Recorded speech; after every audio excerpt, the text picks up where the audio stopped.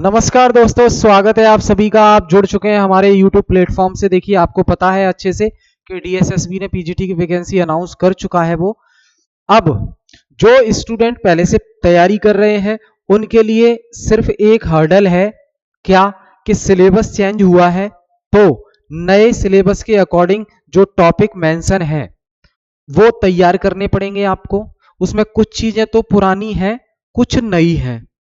अब वो टॉपिक किस यूनिट में आते हैं इस पर मैंने डिटेल में वीडियो बनाया हुआ है। इससे पहले आप चैनल पर जाकर देख सकते हैं कि जो 36 टॉपिक्स हैं, जो 36 टॉपिक हैं आपके पॉलिटिकल साइंस के सिलेबस के डीएसएसपी के अकॉर्डिंग, वो टॉपिक्स को मैंने यूनिट में क्लासिफाई कर दिया है कि किस यूनिट में कितने टॉपिक्स आते हैं। ठीक है, तो आसानी हो जाएगी आपको तैयारी करने में। तो वो वीडियो आप जाके देख सकते हैं।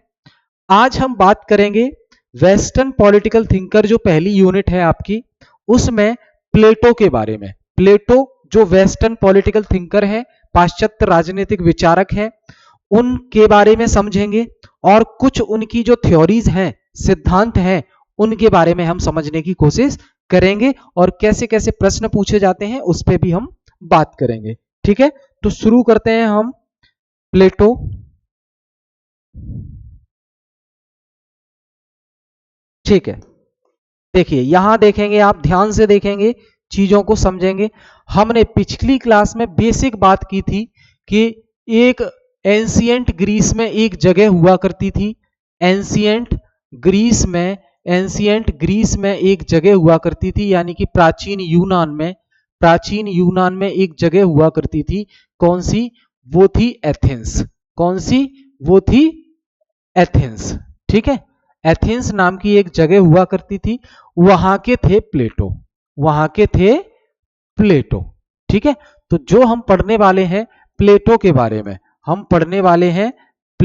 बारे में, ये एक दार्शनिक राजनीतिक विचारक हैं और वेस्ट से इनका संबंध है, इसलिए इन्हें वेस्टर्न पॉलिटिकल थिंकर कहा जाता है। इनके जन्म की अगर हम बात करें तो इनका जन्म होता है एथेंस में। पहले हम थोड़ी सी बस बेसिक बात कर रहे हैं जिससे आपका एक जनरल अवेयरनेस तैयार हो सके। ठीक है, इनका जन्म होता है 428 बीसी में। कब होता है? 428 बीसी में इनका जन्म होता है। 428 बीसी में इनका जन्म होता है और कब तक इनका कार्यकाल रहता है, यानी कि कब तक ये रहते हैं, तो 347 तक ये सरवाइव करते हैं। ठीक है, तो 347 बीसी तक। ठीक है, ध्यान रखेंगे ये। अब प्लेटो की फेमस किताबें हैं जिन पर प्रश्न पूछा जाता है। फेमस बुक्स हैं प्लेटो की, प्रसिद्ध किताबें हैं। ठीक है, प्रसिद्ध किताबें हैं जिनके बारे में हम बात करेंगे। तो प्रसिद्ध किताबें कौन सी हैं? तो तीन बेटा आपको याद रखनी है, आपको तीन किताबें कम से कम याद रखनी है। पहली द किताब है द रिपब्लिक, ये पहली किताब है। दूसरी किताब है आपकी द स्टेट्समैन और तीसरी किताब है आपकी द लॉज। ये फेमस किताबें हैं। अच्छा, प्लेटो के गुरु का नाम क्या था? प्लेटो के गुरु का नाम था सोक्रेटिस। क्या था? प्लेटो के गुरु का नाम था सुकरात, यानी कि सोक्रेटिस। प्लेटो एक एकेडमी भी चलाते थे, एक इंस्टीट्यूट चलाते थे, संस्थान चलाते थे जिसमें बच्चों को पढ़ाते थे। उस इंस्टीट्यूट का नाम है द एकेडमी। ये इंस्टीट्यूट का ही नाम है दोस्त, है ना, द एकेडमी।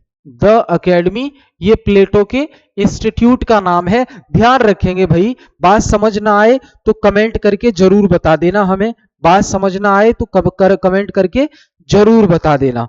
ठीक है, अब प्लेटो एक प्रकार से एक आइडियल स्टेट बनाना चाहते थे एथेंस को क्या बनाना चाहते थे? एथेंस को बनाना चाहते थे आदर्श राज्य। प्लेटो क्या बनाना चाहते थे? एथेंस को आदर्श राज्य बनाना चाहते थे, यानी कि आइडियल स्टेट बनाना चाहते थे एथेंस को, आइडियल स्टेट बनाना चाहते थे एथेंस को। क्यों? क्योंकि एथेंस जो है पीपी वॉर में स्पार्टा से हार गया, एथेंस की ग्लोरी चली गई, बहुत बेइज्जती हो गई। अब एथेंस को दोबारा से खड़ा करना है, दोबारा से बिल्डअप करना है और एक आइडियल स्टेट बनाना है, आदर्श राज्य बनाना है। अब बात आती है प्लेटो जिस प्रकार का आदर्श राज्य एथेंस को बनाना चाहते हैं, उस आदर्श राज्य की जनसंख्या के बारे में उन्होंने क्या कहा है। तो ध्यान रखना मित्र, आदर्श राज्य की जनसंख्या उन्होंने सोची है, आदर्श राज्य की जनसंख्या, आइडियल स्टेट की जो पॉपुलेशन है कि मेरे आइडियल स्टेट में मैं जो स्टेट बनाऊंगा उसमें पॉपुलेशन कितनी होगी, वो होगी भाई 5040 पॉपुलेशन होगी। ये प्लेटो के आदर्श राज्य की पॉपुलेशन है, ये प्लेटो के आदर्श राज्य की पॉपुलेशन है। कहो समझ आई मेरी बात, क्लियर है? चलो आगे हम बात करें, आगे हम बात करें। यहां पे क्लियर है दोस्त, यहां पे क्लियर है, ठीक है। अभी देखते हैं आगे, यहां देखो, अब हम बात करेंगे प्लेटो के अनुसार, प्लेटो के अनुसार जो नॉलेज है, प्लेटो के अनुसार जो नॉलेज है, तो वो दो प्रकार की होती है, एक परमानेंट और एक टेम्परेरी। उसी प्रकार प्लेटो ने वर्ल्ड को दो कैटेगरी में डिवाइड किया है, प्लेटो ने वर्ल्ड को। तो यहां ध्यान रखेंगे, according to Plato, according to Plato, Plato के अनुसार जो वर्ल्ड है वो दो प्रकार का है, वर्ल्ड है वो दो प्रकार का है। कौन कौन सा? एक को कह रहे हैं स्पिरिचुअल वर्ल्ड, स्पिरिचुअल वर्ल्ड, और दूसरा है फिजिकल वर्ल्ड, दूसरा है फिजिकल वर्ल्ड, फिजिकल वर्ल्ड। तो इसे कहते हैं विचारों की दुनिया, इसे कहते हैं विचारों की दुनिया। क्या कहेंगे दोस्त? विचारों की दुनिया कहेंगे इसे। और फिजिकल वर्ल्ड को कहेंगे वास्तविक दुनिया, फिजिकल वर्ल्ड को क्या कहेंगे? वास्तविक दुनिया कहेंगे। ठीक है दोस्त, फिजिकल वर्ल्ड को कहेंगे वास्तविक दुनिया। ये दो प्रकार के वर्ल्ड होते हैं। तो प्लेटो कह रहा है कि स्पिरिचुअल वर्ल्ड में पहुंचना बड़ा मुश्किल है, उसके लिए आपको फिलॉसफी का ज्ञान होना चाहिए, स्पिरिचुअल नॉलेज होनी चाहिए। फिजिकल वर्ल्ड तो टेम्परेरी है, फिजिकल जो वर्ल्ड है वो टेम्परेरी है, आज है कल नहीं, लेकिन स्पिरिचुअल जो वर्ल्ड है वो परमानेंट है। ठीक है, एक तो ये बताते हैं। दूसरा, जो इस वर्ल्ड में, इस वर्ल्ड में, इस वर्ल्ड में जो सोल अवेलेबल है, सोल यानी कि आत्मा, आत्मा या शरीर है ना, ये जो अवेलेबल है उनको तीन कैटेगरी में डिवाइड किया है। वर्ल्ड में जो सोल अवेलेबल है उनको तीन कैटेगरी में डिवाइड किया है, यानी कि तीन समाज में लोगों को तीन कैटेगरी में बांटा है, तीन प्रकार की सोल बताई है, यानी कि तीन प्रकार के लोगों की कैटेगरी उसने बताई है। तो पहली सोल जिसके अंदर रीजन पाया जाता हो, दूसरी सोल जिसके अंदर करेज पाया जाता हो, करेज, और तीसरी सोल जिसके अंदर एपीटाइट पाई जाती हो, एपीटाइट। ठीक है, क्या है ये? तो इसे ऐसे याद रखेंगे, R C R, R C A, R C A. Reason का मतलब है तर्क, रीजन का मतलब है तर्क, विवेक, है ना। रीजन का मतलब क्या है? तर्क करना जिसको आता हो, विवेक जिसके अंदर हो, विवेक जिसके अंदर हो, विवेक जिसके अंदर हो। तो जिस आत्मा के अंदर विवेक सबसे ज्यादा होगा वही क्या बनने लायक है? वही रूलर बनने लायक है, यानी कि शासक बनने लायक है। तो प्लेटो जिस आदर्श राज्य की इच्छा रखते हैं, उस आदर्श राज्य को चलाने वाला कौन होगा? तो वो उस व्यक्ति को राज्य संभालने के लिए देना चाहते हैं जिस व्यक्ति के अंदर रीजन सबसे ज्यादा हो, यानी कि विवेक सबसे ज्यादा हो, यानी कि फिलॉसफी का ज्ञान हो। फिलॉसफी, फिलॉसफी यानी कि दर्शन का ज्ञान हो। किसका ज्ञान दोस्त? दर्शन शास्त्र का ज्ञान हो, उसे ही राजा बनाएंगे। ठीक है। और करेज, करेज का मतलब है साहस। करेज का मतलब है साहस। जिस व्यक्ति के अंदर साहस ज्यादा हो वो बनेगा सोल्जर। वो क्या बनेगा? सोल्जर, यानी कि सैनिक बनेगा और राज्य की रक्षा करेगा। सैनिक बनेगा और राज्य की रक्षा करेगा। एपिटाइट, जिसके अंदर तृष्णा, तृष्णा लालच ज्यादा हो, तो वो कौन बनेगा? वो बनेगा प्रोड्यूसर। वो बनेगा प्रोड्यूसर, यानी कि उत्पादक, उत्पादक बनेगा। ठीक है। तो प्लेटो ने जो सोल है उनको 3 कैटेगरी में डिवाइड किया है। फर्स्ट, वो जिसके अंदर रीजन बहुत ज्यादा हो, यानी कि विवेक, ज्ञान। दूसरा, वो जिसके अंदर करेज ज्यादा हो, यानी कि साहस, तो वो सैनिक का काम करेगा। तीसरे नंबर पे है एपिटाइट, जिसके अंदर लालच, तृष्णा ज्यादा हो, वो प्रोड्यूसर बनेगा, यानी कि वर्कर बनेगा, व्यापारी बनेगा, ये बनेगा क्योंकि उसे पैसे से ज्यादा लगाव हो। ठीक है। तो ये 3 कैटेगरी उन्होंने बताई है। अब इतना क्लियर है 3 कैटेगरी। हम नेक्स्ट पेज पर आते हैं। नेक्स्ट पेज पर आते हैं तो यहां मैं लिख लूं, एक कैटेगरी बताई है रूलर की, एक कैटेगरी बताई है रूलर यानी कि शासक की। ठीक है, ध्यान रखना। और दूसरी कैटेगरी बताई है सोल्जर की। दूसरी कैटेगरी के लोग सोल्जर बनेंगे, यानी कि सैनिक बनेंगे, सैनिक बनेंगे। ठीक है। तीसरी कैटेगरी के लोग प्रोड्यूसर बनेंगे। तीसरी कैटेगरी के लोग प्रोड्यूसर बनेंगे, यानी कि क्या बनेंगे? व्यापारी बनेंगे, व्यापारी बनेंगे या उत्पादक बनेंगे। ठीक है, यही होगा। 3 कैटेगरी बता दी सोल की। अब भाई ये डिसाइड कौन करेगा कि कौन क्या बनेगा? इन व्यक्तियों के अंदर किसके अंदर जो है ये करेज ज्यादा है, किसके अंदर जो है ये आपका रीजन ज्यादा है, किसके अंदर करेज ज्यादा है, किसके अंदर एपिटाइट ज्यादा है, ये पता कैसे लगेगा? और क्या इनको ट्रेनिंग देने का तरीका होगा? क्या प्रणाली होगी? क्या कोई एग्जाम होगा? तो ध्यान रखें। अब हम पहुंच रहे हैं प्लेटो के सिद्धांत की तरफ। तो प्लेटो ने सिद्धांत दिया क्या? प्लेटो का सिद्धांत है थ्योरी ऑफ नॉलेज। प्लेटो का सिद्धांत है theory of education, sorry, theory of education, यानी कि शिक्षा से संबंधित प्लेटो के विचार कि शिक्षा व्यवस्था कैसी होगी। तो शिक्षा से संबंधित प्लेटो के विचार। ठीक है, शिक्षा से संबंधित प्लेटो के विचार, ध्यान रखेंगे, संबंधित विचार। तो यहां समझिए शिक्षा से संबंधित प्लेटो के विचार क्या हैं। शिक्षा से संबंधित प्लेटो के विचार क्या हैं? तो देखो भाई, यहां देखो, प्लेटो अपने आदर्श राज्य में शिक्षा व्यवस्था को कैसा रखना चाहते हैं, एजुकेशन सिस्टम को कैसा रखना चाहते हैं, तो उसके लिए उन्होंने बनाया है एक शिक्षा व्यवस्था का प्लान। तो ध्यान रखेंगे, पहली स्टेज जो कि 0 से लेकर 6 इयर्स तक के बच्चों के लिए होगी। पहली स्टेज जो कि 0 से लेकर 6 इयर्स तक के बच्चों के लिए होगी, और ये फॉर ऑल होगी, यानी कि सभी के लिए कंपलसरी होगी ये, जिसमें म्यूजिक के बारे में पढ़ाया जाएगा आपको, है ना, मोरल एजुकेशन के बारे में पढ़ाया जाएगा आपको, मोरल एजुकेशन के बारे में पढ़ाया जाएगा आपको, फिजिकल एजुकेशन के बारे में पढ़ाया जाएगा आपको। फिजिकल पे ज्यादा ध्यान दिया जाएगा। किस पे भाई?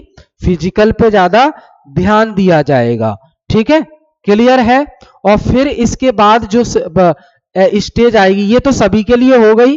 दूसरी स्टेज है, दूसरी स्टेज है 6 से लेकर 20 साल तक के लिए, 6 से लेकर 20 साल तक के जो लोग हैं उनके लिए। अब इसे बोलेंगे हम क्या?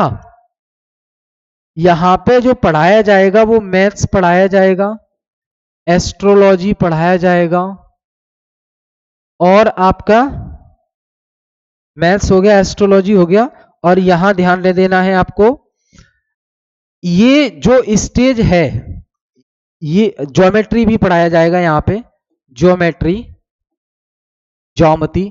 तो ध्यान रखना, ये सेकंड जो स्टेज है 6 से 20 साल तक की, इस स्टेज को जो पूरा करेंगे उनका होगा एक टेस्ट। उनका क्या होगा? उनका होगा एक टेस्ट। ठीक है, इस स्टेज को पूरा जो कर लेगा, 6 से 20 साल तक की जो एजुकेशन ले लेगा, उनका होगा क्या? टेस्ट होगा। उनका क्या होगा? टेस्ट होगा।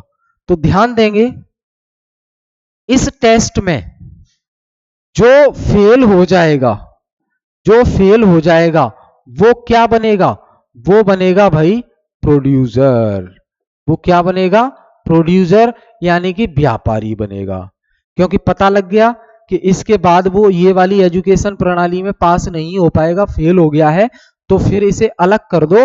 तो सेकंड स्टेज जो आएगी उस पे जो अलग हो जाएंगे, फेल हो जाएंगे, वो प्रोड्यूसर बनेंगे। अब ऐसा नहीं है कि ये व्यक्ति फेल हो गया तो प्लेटो की इस एजुकेशन सिस्टम से बाहर हो गया, ये नहीं, इस एजुकेशन सिस्टम से जरूर बाहर हुआ है, लेकिन क्योंकि इसको जो है अलॉट हो गया है कि ये प्रोड्यूसर बनेगा, क्योंकि ये फेल हो गया है, तो प्रोड्यूसर यानी कि व्यापारी बनने के लिए अलग से ट्रेनिंग फिर इसको दी जाएगी। इस शिक्षा व्यवस्था से बाहर हो जाएगा वो, लेकिन क्योंकि वो प्रोड्यूसर बनेगा, क्योंकि फेल हो गया है, अब आगे चलने लायक नहीं है इसमें, तो प्रोड्यूसर बना दो इसको। तो प्रोड्यूसर के लिए, व्यापारी के लिए अलग से ट्रेनिंग स्टार्ट हो जाएगी इसकी। ठीक है, ये तो हो गया जो इस टेस्ट में फेल होंगे। जो पास होंगे वो आएंगे थर्ड स्टेज में, 20 से लेकर 30 साल तक की जो स्टेज है, 20 से लेकर 30 साल तक की जो स्टेज है वो थर्ड स्टेज कहलाएगी, जिसे हायर एजुकेशन कहते हैं। इसे क्या कहेंगे? हायर एजुकेशन कहेंगे। हायर एजुकेशन कहेंगे इसको। हायर एजुकेशन वाली स्टेज में जो फेल हो जाएगा, जो फेल हो जाएगा वो बनेगा सोल्जर। ठीक है, सेम बात वही, सोल्जर बनेगा ये, तो सोल्जर के लिए अलग से ट्रेनिंग स्टार्ट हो जाएगी, इस एजुकेशन सिस्टम से बाहर हो जाएगा। ठीक है भाई, ये समझ लिया हमने। तो थर्ड स्टेज हो गई। फोर्थ स्टेज मैं यहां लिख रहा हूं, फोर्थ स्टेज है आपकी 30 से लेकर 35 साल तक। इसमें सिर्फ फिलॉसफी पढ़ाई जाएगी, इसमें सिर्फ फिलॉसफी पढ़ाई जाएगी, है ना। और जो व्यक्ति पास होंगे इसमें, अब ये जो 30 से 35 में जो व्यक्ति क्लियर हो जाएंगे, उन्हें फिर 15 साल की, उन्हें फिर 15 साल की प्रैक्टिकल प्रैक्टिकल नॉलेज लेनी होगी, प्रैक्टिकल नॉलेज लेनी होगी। दैट मीन्स फील्ड का वर्क करेंगे, ये फील्ड में जाकर लोगों की समस्याएं सुलझाएंगे और प्रैक्टिकल नॉलेज लेंगे, यानी कि जो इन्होंने 35 साल तक पढ़ा उसका अब ये प्रैक्टिस करेंगे, प्रैक्टिकल करेंगे, क्या हमने जो पढ़ा है उससे हम लोगों की समस्याएं सुलझा पा रहे हैं या नहीं सुलझा पा रहे। क्योंकि ऑब्वियसली आगे चल के राजा बनना है, किंग बनना है, तो हमें तो अपने राज्य की जनता की समस्याओं का समाधान करना होगा। तो उसके लिए पहले से ही हम फील्ड में जाके ट्रेनिंग ले रहे हैं कि लोगों से पूछेंगे क्या क्या समस्या है, उनका समाधान देने की कोशिश करेंगे। ठीक है, तो देखो 35 साल की ये एजुकेशन प्लस 15 साल की ये, तो 50 साल, 50 साल जो पूरी करेगा वही किंग बनेगा। 50 साल की ये पूरी कड़ी परीक्षा पास करेगा वही किंग बनेगा। ये प्लेटो का एजुकेशन सिस्टम है। ये क्या है दोस्त? प्लेटो का एजुकेशन सिस्टम है, ये ध्यान रखेंगे। आई होप क्लियर है चीजें। आगे देखिए, दूसरी जो थ्योरी उन्होंने दी, दूसरी जो थ्योरी उन्होंने दी वो दी है भाई थ्योरी ऑफ कम्युनिज्म। वो कौन सी दी है? Theory of communism. यहां मैं लिखता हूं थ्योरी ऑफ कम्युनिज्म। क्या दिया है? थ्योरी ऑफ कम्युनिज्म के बारे में बताया है उन्होंने। हिंदी में इसको बोलेंगे साम्यवाद का सिद्धांत। क्या बोलेंगे? साम्यवाद का सिद्धांत, साम्यवाद का सिद्धांत। ये थ्योरी दी है इन्होंने। अगली क्या है इसके बारे में अच्छे से समझेंगे, परेशान होने की आवश्यकता बिल्कुल भी नहीं है आपको। ठीक है, क्या है theory of philosophy, theory of communism, साम्यवाद का सिद्धांत क्या है? तो प्लेटो इसमें दो प्रकार के साम्यवाद की बात करते हैं, यानी कि एक संपत्ति का साम्यवाद, संपत्ति का साम्यवाद, और दूसरा बात करते हैं वो परिवार का साम्यवाद, परिवार का साम्यवाद। किसका? परिवार का साम्यवाद। तो इसे क्या कहेंगे? Communism of property. अभी समझेंगे क्या होता है, परेशान नहीं होना है। Communism of property, communism of property, और ये है कम्युनिज्म ऑफ फैमिली। ये क्या है? Communism of family, communism of family. तो ध्यान दीजिएगा दोस्त, सबसे पहले तो याद रखना प्लेटो की कम्युनिज्म की जो थ्योरी है, प्लेटो का जो साम्यवाद का सिद्धांत है, वो जो अभी बताए समाज में तीन प्रकार के लोग, शासक वर्ग, सैनिक वर्ग और मजदूर वर्ग। तो इन तीनों कैटेगरी में से प्लेटो का जो साम्यवाद का सिद्धांत है वो अप्लाई होगा सिर्फ दो पर। किस पर? पहला शासक वर्ग पर अप्लाई होगा ये, और दूसरा सैनिक वर्ग पर अप्लाई होगा ये, मजदूर वर्ग पर अप्लाई नहीं होगा। तो ये सवाल कई बार पूछा गया है कि प्लेटो के साम्यवाद के सिद्धांत में कौन सी कैटेगरी को, कौन से वर्ग को अलग रखा गया है, तो वो है मजदूर वर्ग। अब क्या है ये, तो देखो साम्यवाद के सिद्धांत का मतलब क्या है? साम्यवाद के सिद्धांत का मतलब है निजी संपत्ति नहीं होगी, निजी संपत्ति नहीं होगी। तो जो व्यक्ति शासक होगा या सैनिक, उसके पास अपनी निजी संपत्ति नहीं होनी चाहिए, बिल्कुल भी नहीं, ना इकट्ठी करेगा। वो जो भी जरूरत है वो राज्य पूरी करेगा, आपको संपत्ति इकट्ठी नहीं करनी है। परिवार का साम्यवाद, यानी कि वाइफ नहीं होनी चाहिए, वाइफ नहीं होनी चाहिए, होनी चाहिए, ठीक है।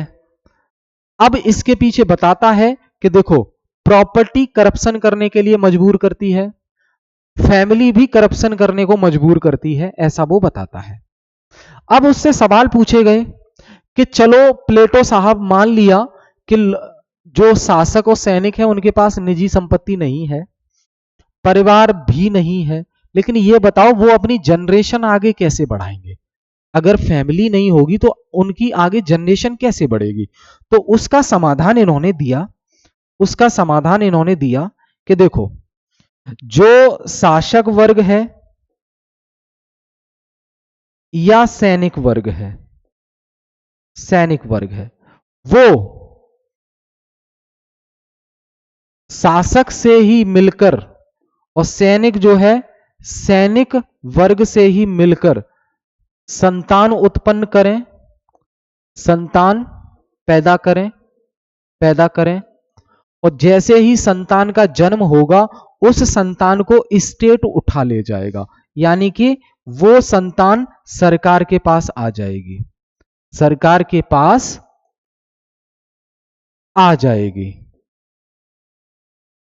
इससे क्या होगा कि इन शासक और सैनिक को जिम्मेदारी नहीं निभानी पड़ेगी, वो जिम्मेदारी सरकार निभाएगी, ये अपना काम पर ध्यान दें। तो इससे ये डिस्टर्ब भी नहीं हुए और इनकी जनरेशन भी आगे बढ़ गई। तो ये यहां पे प्लेटो एक कॉन्सेप्ट देना चाहते हैं, कम्युनिटी पेरेंटिंग का कॉन्सेप्ट, यानी कि सभी माँ बाप के सभी बच्चे होंगे और सभी बच्चों के सभी माँ बाप होंगे। समझ रहे हैं? अब यहां पे देखो महिलाओं की भी बात की उन्होंने, उन्होंने कहा है कि जो महिला है बच्चे को जन्म देकर फ्री हो जाएगी, उसे पालन पोषण में समय नहीं देना। तो जब महिला बच्चे को जन्म देके और उसे सरकार के हवाले करके फ्री हो जाएगी, तो वो राज्य के लिए काम कर पाएगी, राज्य को समय दे पाएगी, राज्य की शासन व्यवस्था में हिस्सेदारी ज्यादा दे पाएगी। तो महिलाओं को जिम्मेदारी से छुटकारा दिया और महिलाओं का काम प्रशासन में अधिक लिया। इसलिए प्लेटो को, क्योंकि प्लेटो नारी की बात कर रहे हैं, नारी के हितों की बात कर रहे हैं, है ना, तो इसलिए प्लेटो को नारीवाद कहा जाता है, नारीवादी।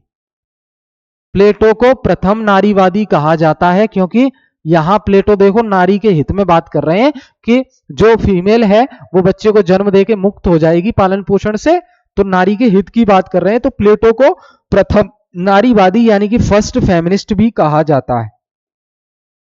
फर्स्ट फेमिनिस्ट कहा जाता है प्लेटो को, प्रथम नारीवादी। नारीवादी उसको कहते हैं जो नारी महिलाओं के हित की बात करे, तो प्लेटो फर्स्ट फेमिनिस्ट है। ठीक है, ध्यान रखेंगे ये। और संपत्ति इकट्ठी करने की आवश्यकता नहीं है क्योंकि राज्य सब कुछ खर्च उठाएगा। तो ये है थ्योरी ऑफ कम्युनिज्म, यानी कि संपत्ति से दूरी बनाओ और परिवार से दूरी बनाओ। और ये सिर्फ दो लोगों के लिए अप्लाई हो रहा है, शासक वर्ग में जो लोग आ रहे हैं उनके लिए और सैनिक वर्ग में जो लोग आ रहे हैं उनके लिए। मजदूर वर्ग पर ये अप्लाई नहीं हो रहा क्योंकि मजदूर वर्ग यानी कि व्यापारी, वो तो बिना पैसे के रह ही नहीं पाएगा, बिना संपत्ति के भी नहीं रह पाएगा, तो उसको फ्री कर दिया है। इन पर अप्लाई हो रही है थ्योरी ऑफ कम्युनिज्म। क्लियर है? आई होप क्लियर है। आगे देखें हम अगली जो थ्योरी है आपकी, अगली जो थ्योरी है वो है थ्योरी ऑफ फिलोसोफर किंग। क्या है? Theory of philosopher king. Philosopher king, theory of philosopher king, इसको कहते हैं दार्शनिक राजा या रानी का सिद्धांत। दार्शनिक राजा या रानी भी बन सकती है का सिद्धांत। तो देखो भाई, यहां प्लेटो से पूछा गया कि राजा कौन बनेगा, तो प्लेटो ने राजा को कहा है फिलोसोफर किंग, यानी कि फिलोसोफर किंग दार्शनिक राजा वो बनेगा जिसे फिलोसफी का ज्ञान होना चाहिए। जिसे फिलोसफी का ज्ञान होना चाहिए वही राजा बनेगा। जिसे फिलोसफी का ज्ञान हो वही राजा बनेगा। जिसे दर्शन का ज्ञान हो वही राजा बनेगा। इसीलिए प्लेटो की शिक्षा व्यवस्था में 35 साल तक, 35 साल प्लस 15 साल प्रैक्टिकल, इतनी कड़ी तपस्या के बाद 50 साल की उम्र तक एक राजा बनने लायक व्यक्ति तैयार हो पाता है।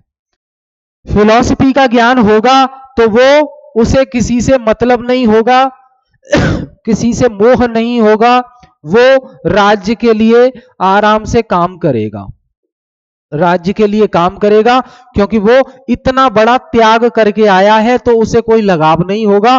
50 साल की मेहनत करके, तपस्या त्याग करके आया है, वही राज्य को अच्छे से चला सकता है। तो ये कंडीशन है प्लेटो की कि राजा वही बनेगा जिसे फिलॉसफी का ज्ञान होगा, या कहें फिलॉसफी का ज्ञान जिसे होगा वही राजा बनेगा, या राजा किसे बनाया जाएगा जिसे फिलॉसफी का ज्ञान होगा। तो उसके लिए ये एजुकेशन सिस्टम है।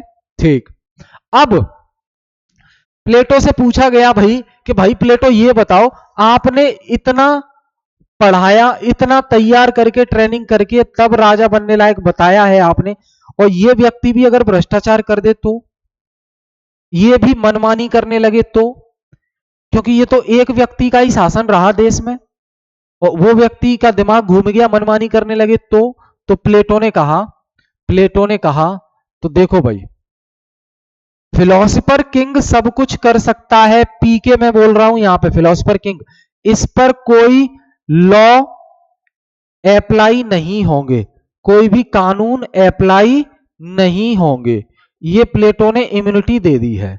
लेकिन लिमिटेशन भी लगा दी है। लिमिटेशन क्या है कि जो फिलोसोफर किंग है वो संविधान में बदलाव नहीं कर सकता, संविधान में बदलाव नहीं कर सकता, ये फिलोसोफर किंग की लिमिटेशन है, उसको रोक दिया है। ठीक है, तो फिलोसोफर किंग सब कुछ कर सकता है, कोई भी कानून, नियम कानून भी उस पर अप्लाई नहीं होगा, लेकिन एक लिमिट लगा दी है उस पर कि फिलोसोफर किंग संविधान में बदलाव नहीं कर सकता।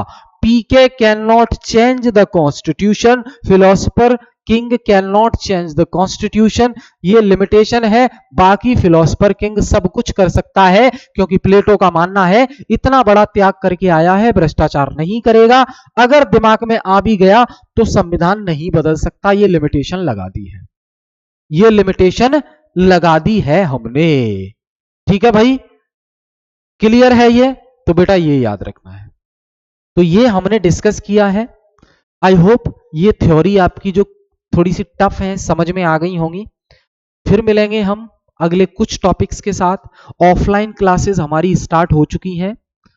आप एड्रेस देख सकते हैं डिस्क्रिप्शन बॉक्स में, कॉन्टैक्ट नंबर है स्क्रीन पर, आप बात कर सकते हैं, इंक्वायरी कर सकते हैं। पॉलिटिकल साइंस के पीजीटी पॉलिटिकल साइंस के अलग बैच स्टार्ट हो गए हैं और यूजीसी नेट पॉलिटिकल साइंस के सेपरेट बैच अलग से स्टार्ट हो गए हैं। क्लास बाइलिंगुअल होती है, परेशान होने की जरूरत नहीं है। अगर आप चाहते हैं, आप तैयारी करना चाहते हैं, तो एक दिन बस क्लास लेकर आपको देखना है, समझ आ जाएगा आपको कि हमारी चीजें आपको समझ आ रही हैं, हमारा तरीका आपको समझ आ रहा है, और जो तैयारी करने का जो तरीका है, स्ट्रक्चर है पूरा, वो आपको समझ आ रहा है या नहीं आ रहा है। ठीक है, तो फिर मिलेंगे नेक्स्ट क्लास में। मैं प्रेमपाल सिंह विदा लेता हूं आपसे।